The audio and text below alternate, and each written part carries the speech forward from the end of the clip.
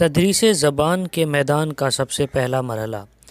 اس کے تحت حقائق، واقعات اور اصول وغیرہ یاد رکھنا اور انہیں شناخت کرنے کا عمل آتا ہے۔ تدریس زبان بازگیری کے علاوہ طریقہ کار کا عملی نمونہ اور اس کے بعد اور ساخت کی بازگیری شامل ہے۔ تدریس زبان کی بدولت سمجھ میں آتا ہے، اپنی زبان میں اس کی وضاحت اور تشریح کرتا ہے اور اسے سمجھنا پڑھائی کی زبان سے ہی ممکن ہے۔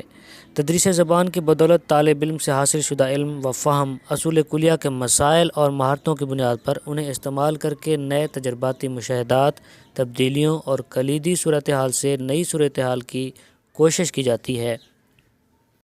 جو بڑا ہوتا ہے اسے سماجی اور قدرتی مشکلات کا سامنا کرنا پڑتا ہے۔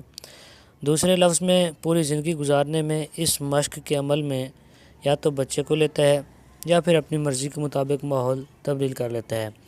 یہ دونوں رد عمل فائدہ مند بھی ہو سکتے ہیں اور نقصان دہ بھی۔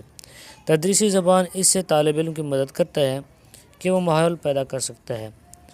زبان میں سننا، بولنا، پڑھنا اور لکھنا شامل ہوتا ہے۔